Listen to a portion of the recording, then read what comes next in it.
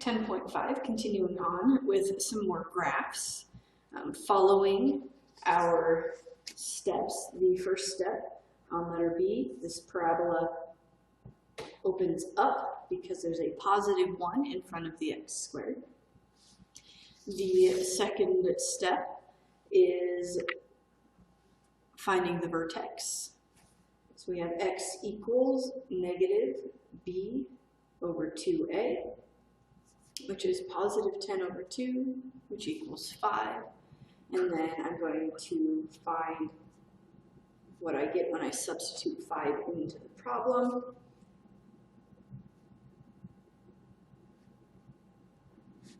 Which is 25 minus 50 plus 25, and that's going to equal 0.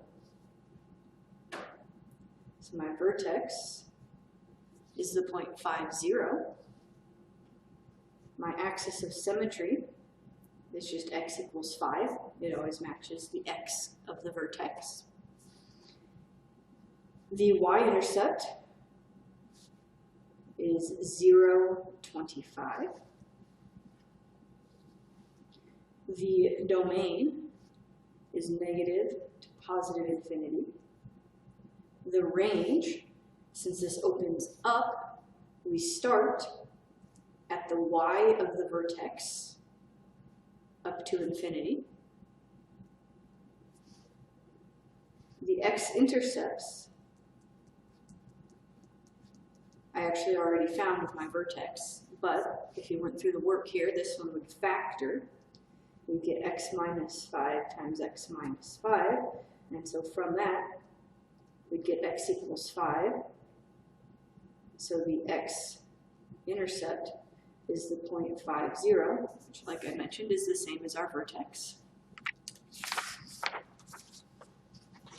To draw this graph, I'm going to plot the points that I have.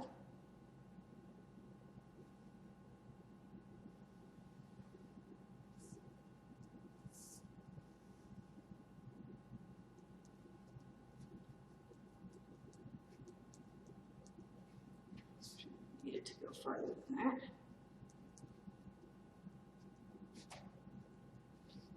So I plot my vertex, and then I'm going to draw in this dashed imaginary vertical line, which is my axis of symmetry. I'm going to plot the y-intercept, which is at 25. I'm definitely not going to count all the way up to 25 by 1s. So I'm going to count my y-axis by 5s. And the next point, plotting by hand, this is where I need my symmetry. If you're plotting it in MyLabs using the parabola tool, I think these 2 points is all you would need. But by hand, what I'm going to have is a mirror image of this point on the other side. So this point is 5 units away from this axis of symmetry. So I have 5 units away on the other side, have the same point on the other side there, and then I make my parabola.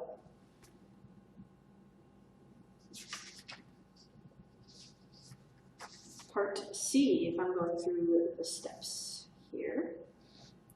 Step 1, this one opens up because this 2 is positive. Step 2, x equals the opposite of b over 2 times a. So 6 over 4, which is 3 over 2. And then I have to substitute 3 over 2. And solve that out. So I get 2 times 9 over 4 minus 9, 7. So that's 9 over 2. Let's see, minus 9 plus 7 is minus 2. Which I'm doing this by hand, so I just got a common denominator there. So we get 5 over 2. So the vertex is 3/2, 5/2, which is 1.5, 2.5. I changed it to mixed numbers because I'm going to have to put it on a graph, and mixed numbers are easier to plot. The axis of symmetry, x equals 1.5. The y-intercept, 0, 7. The domain, negative to positive infinity. The range, 2.5 to infinity.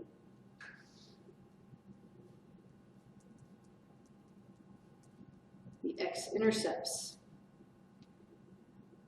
If I try to factor this, I look for two numbers that multiply to 14 and add to -6, which does not exist. So I am going to do the quadratic formula. I don't have a lot of space, so I'm going to be doing a lot of steps in my head.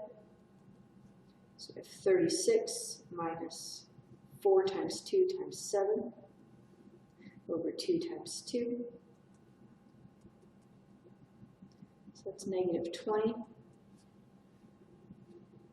-20, that's 4 and 5, so it's going to be 6 over 4 plus or minus 2i root 5 over 4.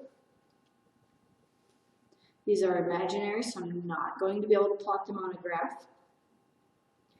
But my x-intercepts would be the points 3 over 2 plus I root 5 over 2 comma 0 and 3 over 2 minus I root 5 over 2 comma 0. So I split up the plus and minus signs, and I also simplified my fractions.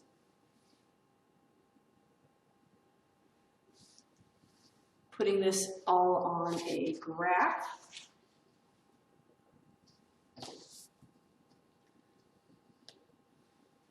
What do we have? We have